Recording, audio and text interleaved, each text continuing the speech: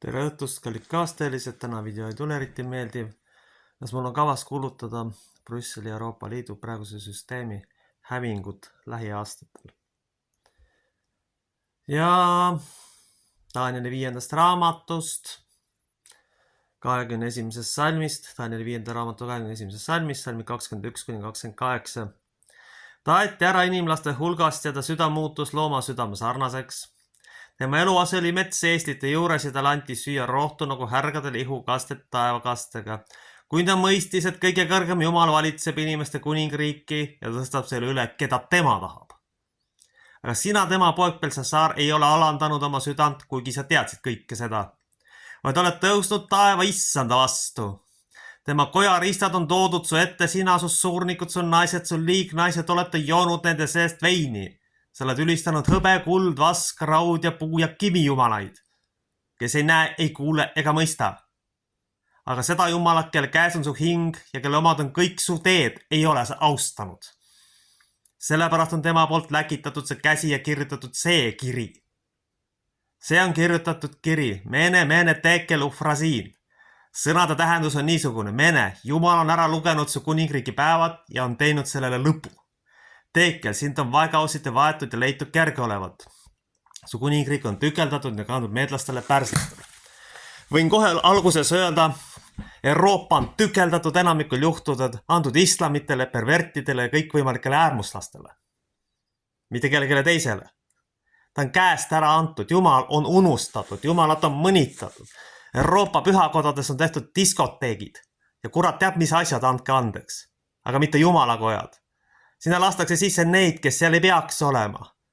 Enamik pastoreid toimetavad üldse ilma püha vaimuta, nad ei teagi, mis asi see on.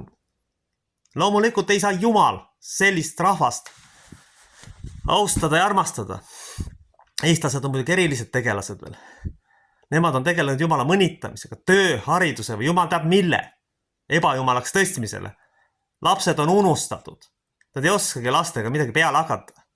Ja nüüd on nad näinud kaasa rohepöörde Euroopa Liidu majandusliku idiotismiga sõna otseses mõttes. Täieliku idiotismiga. Rohepööre on puhas idiotism majanduslikus mõttes. Me maksame mingeid olematut asju, mida olemas ei ole. Me ehitame ebaefektiivseid tuulikuid, millest saavad kasu ainult grupp seltsimehi kus kõrgel kaugel.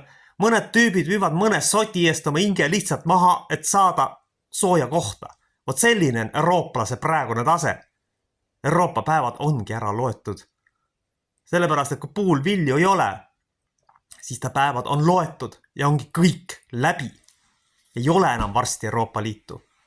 Ja selle tulemusena tähendab seda, et ka euro kaob. Ja praegune viimane lollus on see, et Ukraina sõja kulub kinni maksta. Kuulge inimesed, teil endalgi pole leiba lauale panna varsti. Ja tegelikult te võõraste asjadega, ma saaks aru, et korras oleks, siis aidake neid, kes hädas on. Mitte niimoodi, ise olete hädas, annate viimase ära ja lõpuks surrete nälga. Ja kuna te rikute majanduse loodusseadusi, siis loomulikult te kukute kokku. See on loomulik ja paratamatu protsess. Te ei saa aru sellest või? Saata ressursse sinna, kui endal ei ole, kui pooled noored on ära põgenud nende idiootide juurest, kes igalt poolt vastu vaatavad praktiliselt. Kas inimlikust ei ole kellegi? Selline süsteem, nagu praegune Euroopa Liit, kukub kindlalt kokku. Sest ei ole võimalik, et erinevad rahvusriigid täidavad mingeid korraldusi, mis tulevad mingi ametniku peast, kes ei tunne kohaliku konteksti, ei tea mitte midagi.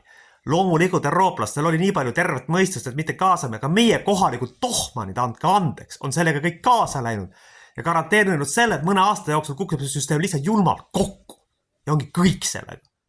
See on majandusseadus, see on loogiline majandusseadus, kas sellest aru ei saa, mida te kõrgkoolis õpite üldse aru ei saa. Päris ikka on mõtet minna, kui aru ei saa asjadest. On mõtet juhtpositsioonidele minna, kui te mitte midagi ei mõista. Nad puhtalt oled globalistidele kasulikud idioodid lihtsalt. Andke andeks. Majandusseadus on lihtne. Kui meil endal ei ole ja kui me ära anname, meie süsteem kukub kokku. Kui meil on pooled elanikud läinud, kui meil lapsi enam praktiliselt ei sünnigi ja siis ehitame punkri, oda, kelle jaoks huvitav? Kelle jaoks? Kes tuleb kaitsma, kui inimesi enam ei ole? Mis motivatsioon on noortel kaitsta riiki, kes neid hariduse ja maksudega surnuks kägistab selle otseses mõttes? Kuulge, tulge taevas appi, kellegi pole tahet enam sellist õudlust kaitsta. See on jube lihtsalt vaadata. Ainult traumasid toodate noortele oma nõudmiste ja lollustega. Ärimeestel ei lase toimetada mingit säästubürokraadid, kes täidab jumal teab millist tohmanite korradusi, kes ise ka aru ei saa, mis toimub. Aga sellepärast kukubki Euroopa Liit kokku. Nad on unustanud Jumala ja Jumalad mõnitanud sõna otseses mõttes. Tegelenud LKPD-ga, mis on puhas Jumala mõnitamine. Pööranud kõik loomupärased seadused pea peale. Kas see on Jumala mõnitamine? See on mõne aasta küsimus, kui euro kaob. Ei ole küsimus kas kaob, vaid kindlasti kaob, sest majandus ei kannata idioote, vaid viskab nad ilma suurema kurbuseta üle parda. Ja sellist asja ma pean jõuludega rääkima. Te saadate Ukrainas asjuga endal, pole varsti leibagi suhu panna inimesed. Tehke omad asjad koha peal korda, siis aidake ligimest. Piiblis on ju kirjutatud, ega alasta samaarlane oli ikkagi jõukas tüüp, ega ta ei andnud oma viimaseid asju ära. Tal oli mõistus peast, ta oli kaupmees, mitte ori. Ori annab viimased asjad ära. Inimesed, tulge ükskord mõistusele, kas aru ei saa sellest. Mul on väga tänulik, et noored mind kuulavad ja noored mõistavad, et olukord on kriitiline tegelikult. Selleks ma kutsungi inimesi valmistuma, varuma, ette valmistuma perioodiks, kus majandus kukub kokku, varem või hiljem. Selliste idiootlike otsustega kukub majandus kindlalt kokku. Kui kõik võõrastel ära tassitakse, kohalike ettevõtlast, peavoolu tasandilt ju ei toetata. Omavalitsus peab rolliks rabelemad üldse midagi tuua. Need idioodid saab Toompea sõna otseses mõttes ütlen välja. Ei saa millestki aru, vaid täidavad globalistide käske pimesi lihtsalt. Küsimata üldse, mis tagajärjed seal on. Ja paratamatult on. No siin ei ole riikigi. Isegi oblastipäevad on varsti loetud, sest oblasti majandus kukub kokku. Ja ma küsin, et kui Brüssel tagant ära saab, keda siis gruppseltsimehi täitma, kelle korradusi te siis täitma hakkate? Ma tahaks näha seda tüüpi, kes võtab sellised mannetud orjad vastu. Muidugi korib ta sellisel juhul 7 nahka, aga fakt on see, et kui inimene, kes on näljan ära annab, hukub. Euroopa Liit kukub kokku.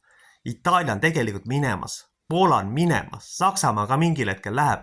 Loomulikult peavoolu meedia varjab seda, nagu nõukaajal ei räägitud lääne asjadest, nüüd ei räägitud sellistest asjadest, mis on peavoolu ideoloogiale vastuolus. Selles on asi. Seda õudne vaadata lihtsalt. Tegelikult ma võin võrrelda Donald Trumpi võimuletulekut Mihhail Gorbatšovi võimuletuleka aastal 1985. Need arvestame nüüd, kui palju maksimaalselt üldse veel jäänud on, kui hästi läheb. Võib ka palju kiiremini kokku kukkuda. Kui te ikkagi Vene varad välja võtad selle raha, kui teil pime viha, ideoloogiline viha kõige vastu on, te olete hävitanud juba Balti riikide majanduse seltsime globalistid. Nüüd tahate sõjaga viimased kasti lüüa, vot see on teie õige nagu puhas satanism on see. Te mõtlete, et Jumal ei näe seda ja teile kätte ei maksa, niikuinii maksab ta kätte. Ja see ei tähenda, et jõuluaeg on Jumala seadused ja majandusseadused tehtud igal perioodil, igal ajal vahet ei ole, mis aasta periood see on. Inimesed, tulge mõistusele, parandage ükskord ometi, meelt ei saa minna hukatusse niimoodi. Mis eeskuju, mis tulevikku me lastele jätame? Jälle kukkus süsteem kokku, jälle lollid täitsid mingite tüüpide korradusi, mis neile absoluutselt kasulikud ja sellepärast, oi kuskil peremees ütles. Kuule peremees käseb te peaahju pista, no tõenäoliselt pistab. Päris kindlasti, kui ugrilane pistab peaahju. Oli Brüsseli korradus ennast oksa tõmmata, kus nöör on, vaat selline tasandil. Euroopa Liit on samasugune, teised rahvad juba mässavad. Need lollid täidavad kõik korradused ja surevad välja lihtsalt. Väga panen praegule kohaliku omavalitsuse südamele, vaadake neid asju läbi, olge väga ettevaatlikud nende direktiividega. Need on kindlasti majandusel vaenulikud, olge äärmiselt ettevaatlikud härrased, kes võimule saite. Need on kindlasti mingid konksud sees, mis on kindlasti kohaliku elule, laste ja noorte tulevikule vaenulikud. Ma olen sellest täiesti veendunud, et see on puhas satanistlik organisatsioon. Ja see kukub kokku. Seal ei ole mitte midagi parada, see lihtsalt kukub ühel hetkel kokku.